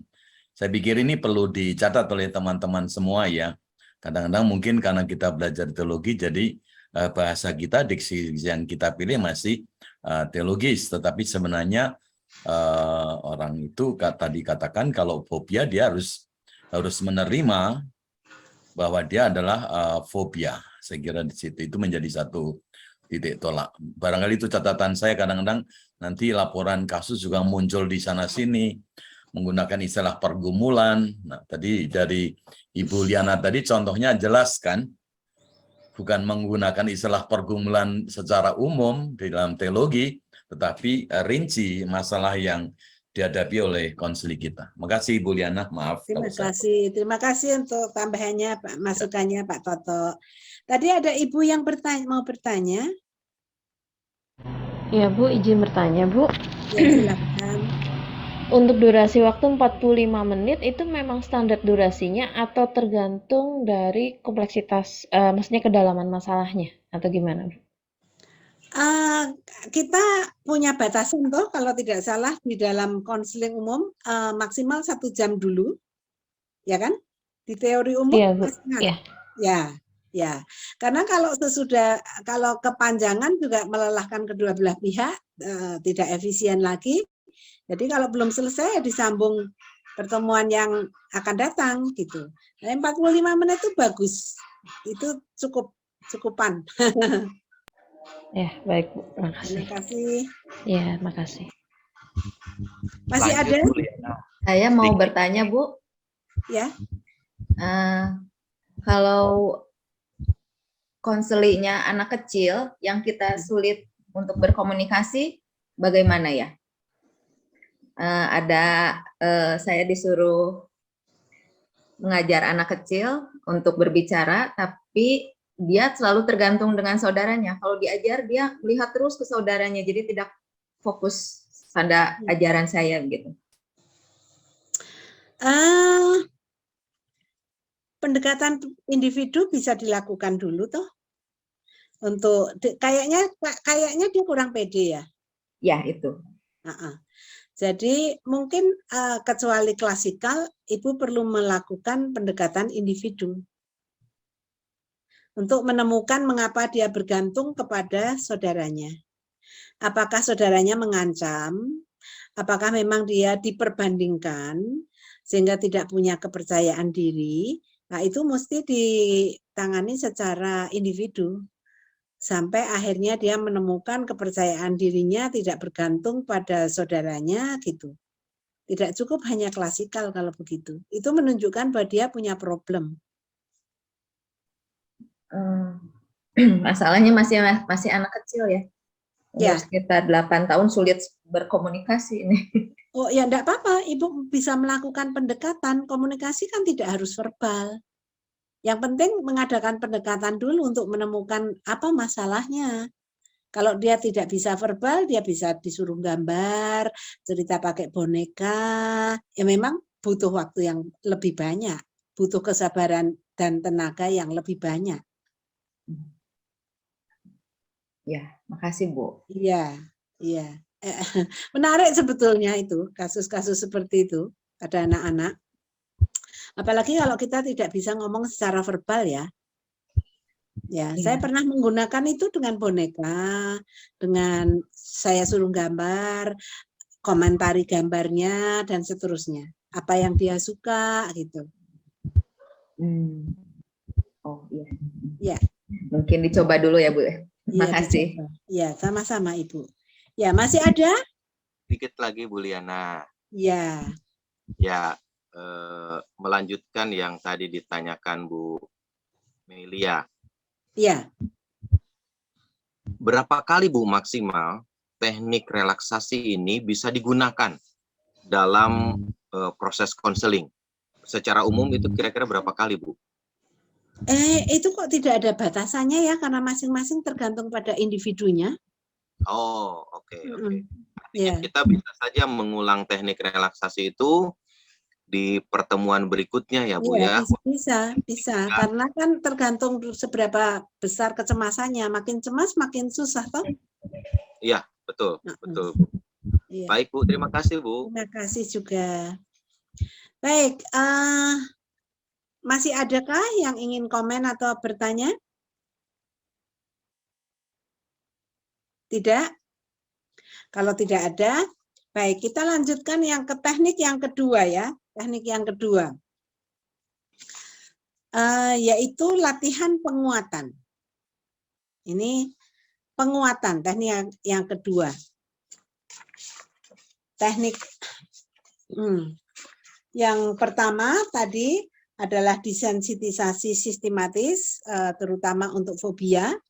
Yang kedua disebut dengan latihan penguatan, ya, latihan penguatan.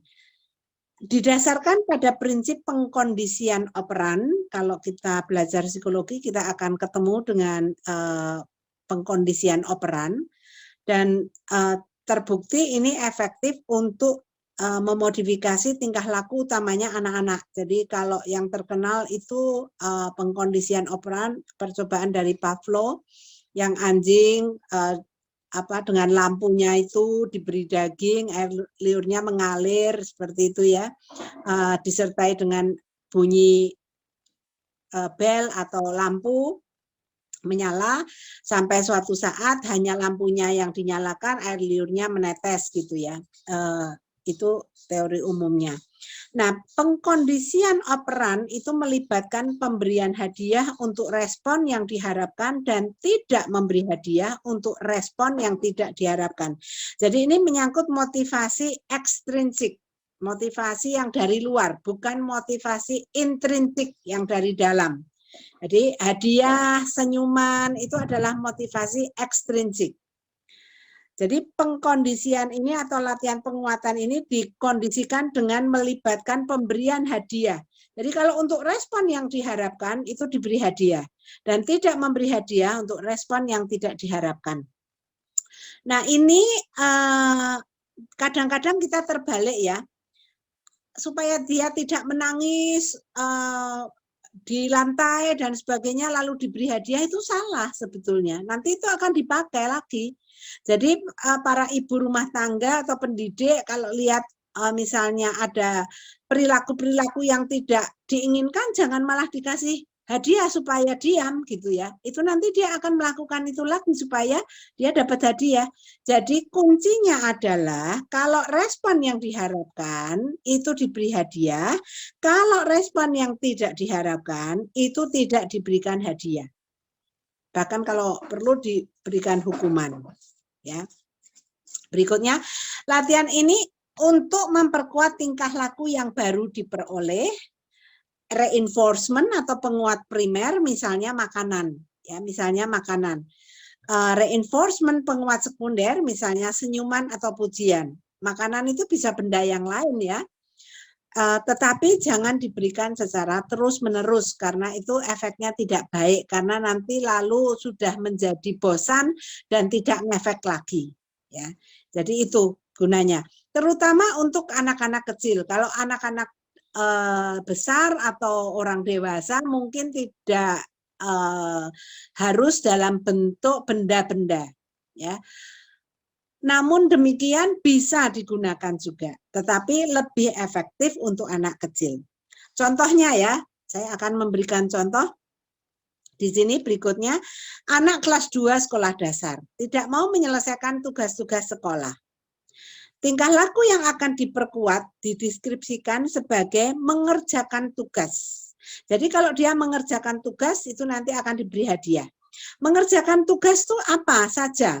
Ya, mengerjakan tugas dideskripsikan memperhatikan instruksi guru, menyelesaikan tugas membaca, berperan serta dalam diskusi di kelas misalnya. Jadi sudah dideskripsikan karena nanti akan diberi nilai itu semua. Jadi dia ada anak yang tidak mau menyelesaikan tugas-tugas sekolah. Lalu kita akan membuat dia supaya dia mau menyelesaikan tugas sekolah. Tugas sekolah itu apa saja? Ini kita deskripsikan contoh aja ya, bisa ditambahkan, bisa dikurangi. 1, memperhatikan instruksi guru. 2, menyelesaikan tugas membaca. 3, berperan serta dalam diskusi, dan seterusnya. Itu contohnya. Nah, penguat adalah biji-biji yang digunakan sebagai hadiah yang nanti dapat ditukar dengan hal-hal yang disenangi siswa tersebut. Misalnya, kalau berdiri di barisan depan dikasih 3 biji, membantu guru dikasih 6 biji dan seterusnya. Atau tadi mau mengerjakan tugas membaca diberi sekian biji. Nanti setelah sekian lama itu biji-bijinya dikumpulkan dan ditukar dengan hadiah yang diinginkan. Itu maksudnya. Berikutnya, nah tiap kali guru melihat siswa melakukan tingkah laku mengerjakan tugas, ia memasukkan 1 biji dalam stoples. Ya. Lalu setelah 3 bulan terapi, siswa itu menyelesaikan 12 unit tugas dibandingkan dengan 0 unit sebelum diberi penguatan. Jadi intinya apa? Setelah 3 bulan, jadi diberi waktu ya, terapi menentukan 3 bulan dia dapat berapa biji. Lalu yang paling penting untuk diperhatikan, harus diberikan sesuai yang dijanjikan. Jangan cuma dijanjikan lalu di akhir sesi terus enggak jadi diberikan. Itu akan dampaknya jelek banget untuk anak. Ya.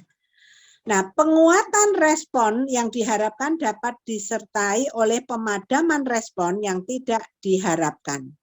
Ya, jadi di satu pihak tingkah laku yang diinginkan dikuatkan dengan pemberian hadiah, tetapi tingkah laku yang tidak diinginkan itu dipadamkan. Contohnya, anak yang memiliki kebiasaan berteriak-teriak untuk mendapatkan perhatian ibunya dapat diabaikan saat ia melakukannya dan diperkuat oleh perhatian ibunya hanya jika ia datang menghampiri ibunya dan berbicara dengan tidak berteriak.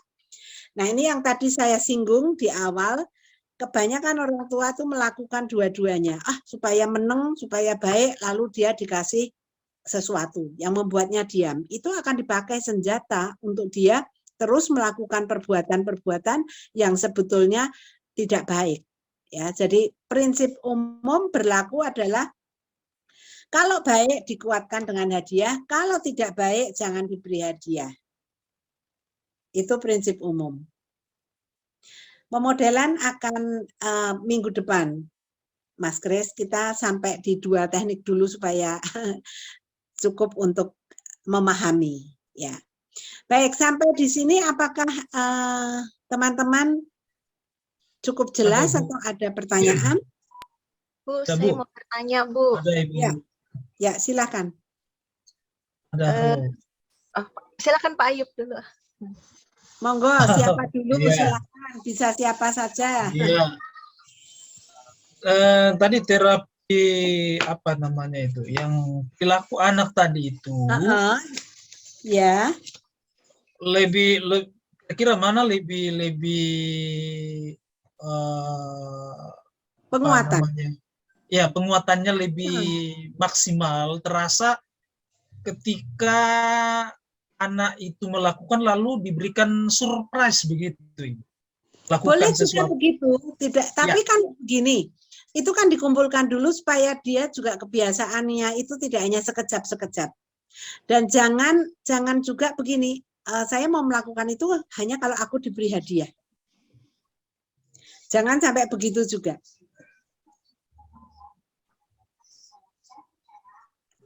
Begitu ya Pak Ayub. Ibu? Jadi jangan sampai juga nanti anak hanya mau melakukan kalau diberi hadiah. Kan ada orang kalau aku diberi upah aku baru mau. Ada ya yang begitu?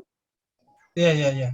Ya, jadi itu juga melatih dia kesabaran dulu menunggu sampai juga perilakunya itu adaptif sampai perilakunya menjadi kebiasaan gitu.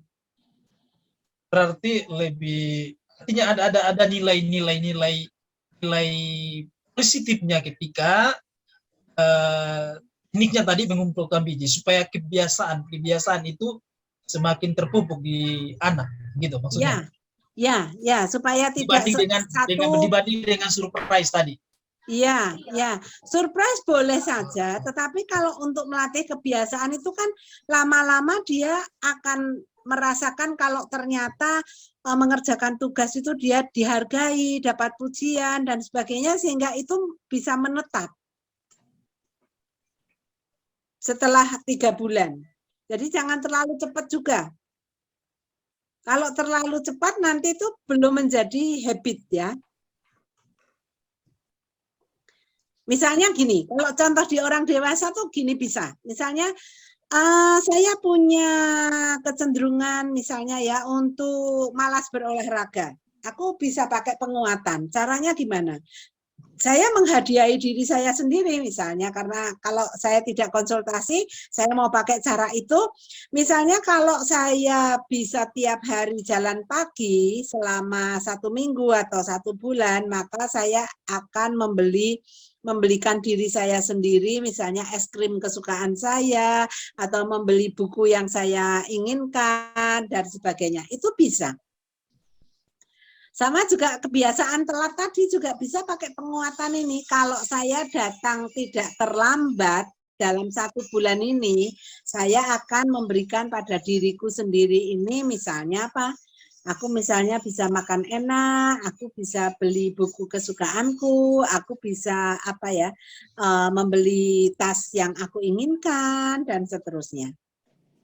Jadi jangan langsung 1 kali Bapak. Kalau 1 kali kan belum menjadi habit ya.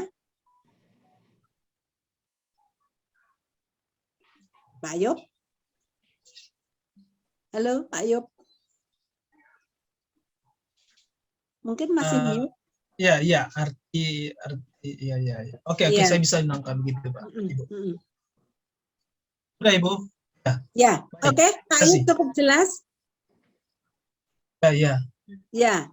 Ya, cukup jelas. Boleh sih, boleh. Misalnya gini, kalau ada kita memberi kepada anak ya, contohnya anak kita, kalau dia misalnya mau melakukan sesuatu yang biasanya tidak dia lakukan, lalu kita beri dia surprise, kita berharap perilaku itu akan diulang-ulang. Itu bisa, boleh. Ya.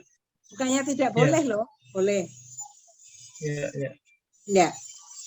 Baik, Bu, silakan Ibu.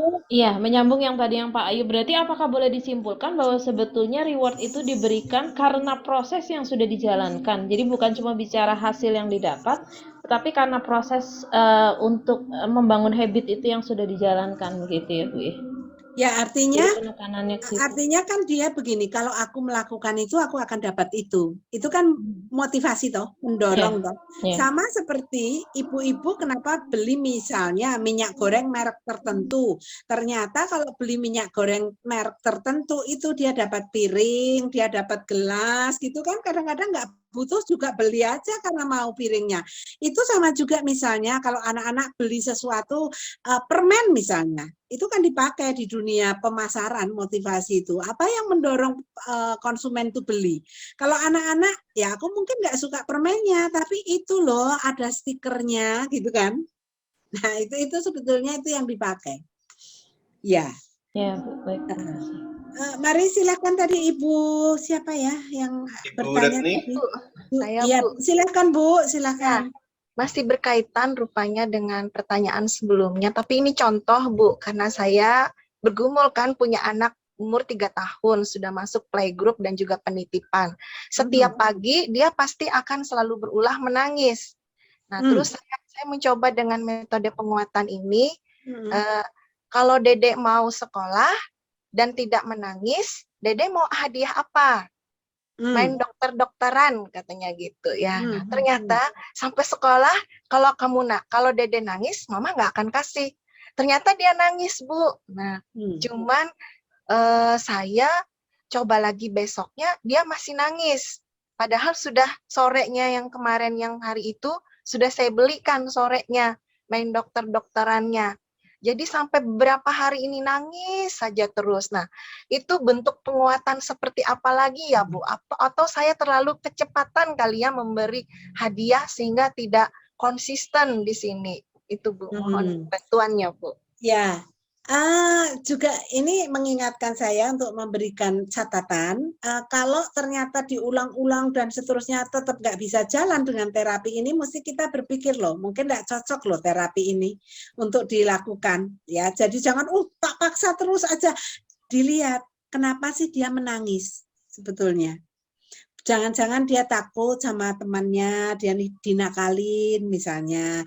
Jangan dia takut sama gurunya. Jadi apa yang membuat dia kok menangis itu kan berarti dia tidak nyaman toh. Ya kan? Nah, dilihat dulu Bu. Sebetulnya Ibu sudah cukup baik memberikan penguatan, tapi kok kayaknya nggak penguatan ya. Nah, cobalah untuk melihat kenapa kok dia nangis, ditanya. Kenapa sih kok menangis, kayaknya kamu kok nggak seneng gitu masuk sekolah gitu misalnya. Kalau itu alasan yang sangat prinsipial ya Ibu mesti mengubah alasan itu. Tapi kalau itu hanya karena manja kan kadang-kadang di sekolah gini-gini ya diteruskan aja upayanya. Itu. Jadi diganti penguatannya Bu, penguatnya diganti terus dikasih sekian lama dulu. Coba jangan langsung dikasih. Dicoba dulu ya. Ya, masih mute Ibu, masih mute. Jadi sebelum penguatan itu saya tanya ke dia, saya coba.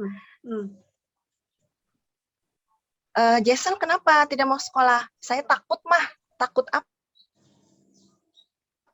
Dia tidak mau bilang takut apa. Saya biarkan 2 hari begitu dia takut terus. Akhirnya saya langsung tanpa ragu-ragu lagi nih Bu, saya langsung to the point aja dengan gurunya. Ibu kenapa ya anak saya ini dia mengatakan dia takut, saya tidak tahu dia ini takut apa gitu. Dia tidak bisa mengkomunikasikan dengan saya, tolong bantu Bu. Dia takut sama siapa gitu. dikoreksi sama gurunya. Saya juga kerja sama begitu. Ternyata dia takut gurunya.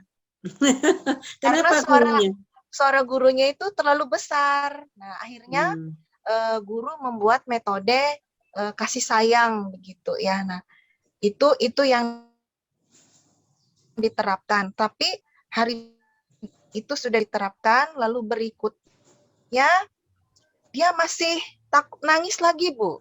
Nah, itu sampai sekarang. Nah, itu akhirnya kemarin saya sharing, aduh ini apakah saya yang salah ya, Ibu Guru gitu. Kok dia nangis terus setiap hari malah atau saya yang harus membangun suasana keriangannya atau bagaimana. Nah, itu saja, Bu. Atau ada metode lain kah? Sudah saya coba begitu ini. Itu, Bu. Sebenarnya sudah punya pengalaman 2 anak yang besar, tapi karena mengulang lagi dari awal tuh kayak lupa gitu ya, Bu ya. Ya, mungkin secara pelan-pelan ditanya anaknya itu karena kan takutnya kan pada suara gurunya ya. Saya nggak tahu apakah memang pada suaranya atau mungkin dulu dia pernah dibentak mungkin. Ya toh, sementara di rumah mungkin dia diperlakukan dengan lemah lembut barangkali, kalau dengan guru barangkali itu. Nah, itu mungkin coba digali lagi, karena kalau dia sumber ketakutannya itu belum dihilangkan, ya mungkin hadiahnya tidak terlalu menarik untuk dia gitu kan. Nah, coba ditelusuri dulu lagi, ditelisik lagi, Bu. Ya. Baik, Ibu, terima kasih banyak. Sama-sama, ya, sama-sama. Ya, baik, Ibu dan Bapak, silakan kalau masih ada yang ingin komentar atau bertanya atau menambahkan, Pak Toto barangkali.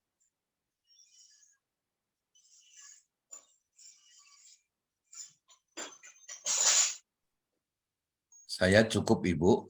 Cukup, oke. Ya. Yang lain, Ibu Bapak, apakah ada pertanyaan? Jadi kita hari ini belajar tentang teori ini sekilas, lalu 2 teknik dan masih ada 3 teknik yang harus kita pelajari dan tugas untuk Sabtu yang akan datang. Tetapi saya minta mulai dipikirkan, Ibu dan Bapak, mulai dipikirkan apa sih yang kira-kira perilaku saya yang maladaptif dan perlu diubah. Karena tugas minggu depan akan itu. Berkisar itu kalau dalam minggu ini teman-teman sudah mereka-reka, sudah merenung kira-kira apa ya yang saya miliki yang perlu diubah, ini kan kesempatan untuk mengubah diri. Jadi kita selalu diingatkan konseling itu pedang bermata 2. Pedang yang satu kena pada konseling kita, pedang yang lain kena pada kita. Jadi kita pun sebagai konselor sebetulnya bisa bertumbuh melalui proses konseling yang kita berikan. Ya toh?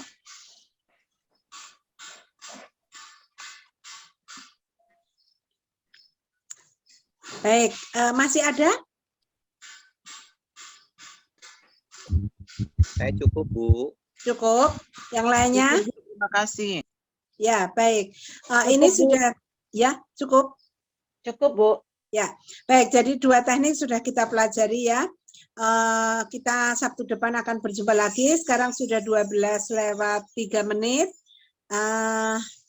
Saya kembalikan kepada admin, barangkali ada pengumuman atau apa, tapi yang jelas teman-teman tolong dipikirkan perilaku apa yang barangkali kita punya masalah ya dengan perilaku kita, apakah mungkin tadi itu suka terlambat, suka menunda-nunda tugas, misalnya makan yang tidak dikendalikan misalnya, atau belanja online yang tidak pernah berhenti misalnya, atau main gadget yang pokoknya udah menjadi apa seperti apa ya, kalau itu gadget itu kan bisa apa ya, nyeret itu apa ya bahasa Jawanya, nyeret itu kita sudah kecanduan ya, jadi ketagihan, ketagihan, kecanduan dan seterusnya.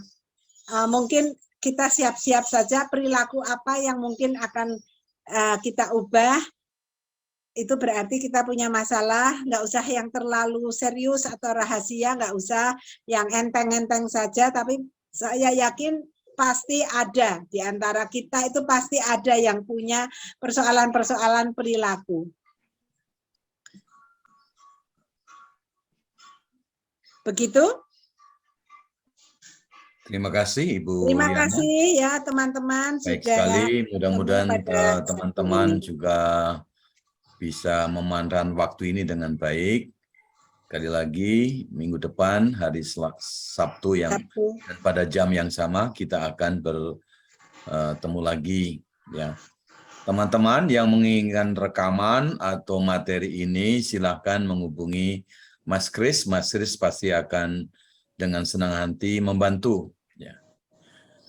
Sekaligus ingin mengumumkan bahwa teman-teman pada bulan September yang dulu PCF Angkatan 21 akan dilakukan secara on-site di Pusat Pastoral Yogyakarta, tetapi karena banyak pertimbangan dan banyak permintaan, PCF Angkatan 21 tidak dilakukan secara on-site, tetapi secara online dengan Zoom. Sebab itu mohon teman-teman kalau tidak berkeberatan men-sharingkan flyer tentang PCF Angkatan 21. Ya. Sekaligus juga mengumumkan ada kemungkinan sedang kita rencanakan dengan wilayah di Sulawesi Selatan bulan November sesudah selesainya PCF online Angkatan 21 akan ada Angkatan 22 di Toraja, di IAKN Toraja. Dan tadi saya dengar juga tahun 2023 teman-teman dari Tartung akan mengadakan PCF Angkatan ke-23 ya itu. Nah, luar biasa, kita doakan semoga rencana-rencana ini dapat dijalankan dengan baik. Dan pengumuman yang terakhir, Bapak Ibu semua, kita tahu dari konvensi yang lalu, di Bandung sudah ada Badan Pengurus Nasional yang baru, yang akan dilantik pada tanggal 17 Agustus di Human Touch Center Counseling Center atau HTC Counseling Center di Salatiga. Silakan teman-teman yang berada di Salatiga dan sekitarnya merapat di HTC Counseling Center, nanti undangan akan dikirim untuk ramah tamah. Kalau yang jauh pun, kalau bersedia datang ke Salatiga, tentu pengurus baru akan menerima dengan senang hati dan dimulai pada jam 12 siang, supaya teman-teman bisa upacara dulu, pengibaran bendera. Kemudian ada lunch sebentar, kemudian baru itu sekitar jam 1 akan ada pelantikan dan serah terima pengurus yang baru, BPN yang baru. Kalau tidak hadir, mohon doanya supaya acara ini dapat berjalan dengan lancar dan pengurus yang baru, Badan Pengurus Nasional yang baru dapat menunaikan tugasnya sesuai dengan visi, misi AKPI, dan strategic plan yang muncul di konvensi yang lalu.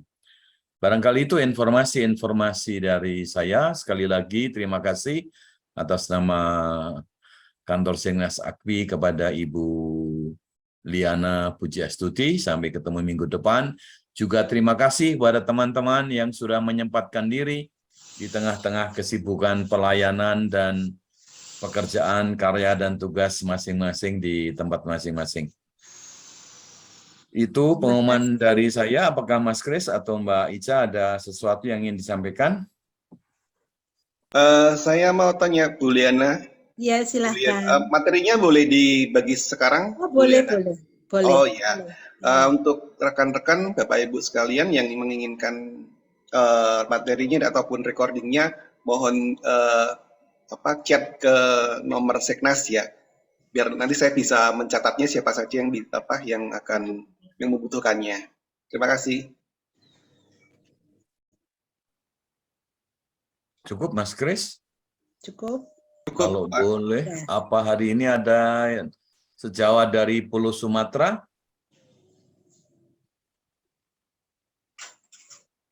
Ada sejawat dari dari Ambon? Halo Ambon, ada? Tidak ada ya?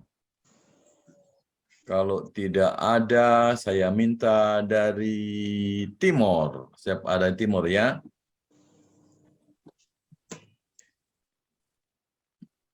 silakan Ibu untuk menutup dengan doa. Apa Ibu Pendeta Marta masih bersama dengan kita? Masih Pak. Silakan Ibu. Bapak Ibu, mari kita berdoa. Bapa kami yang di surga, terima kasih untuk waktu yang Tuhan izinkan kami boleh ada dalam perkuliahan bersama dengan Ibu Liana. Kami mohon Tuhan dengan kuasa Roh Kudus-Mu memperlengkapi materi yang sudah kami dengar dan diskusikan bersama, sehingga boleh semakin kami mengerti dan juga semakin memberikan motivasi yang besar untuk kami terus belajar, bahkan bertemu lagi pada hari Sabtu nanti. Berkati Ibu Liana yang sudah menjadi tutor bagi kami saat ini, dan biarlah segala sesuatu yang telah hamba-Mu sampaikan bagi kami boleh benar-benar menjadi berkat bagi kami semua. Kami akan kembali ke dalam aktivitas kami masing-masing. Mari Tuhan, Engkau tetap menyertai kami. Terpujilah nama-Mu Bapa kini dan selamanya. Amin. Amin. Amin. Silakan Mas Kris atau Mbak Ica memfoto.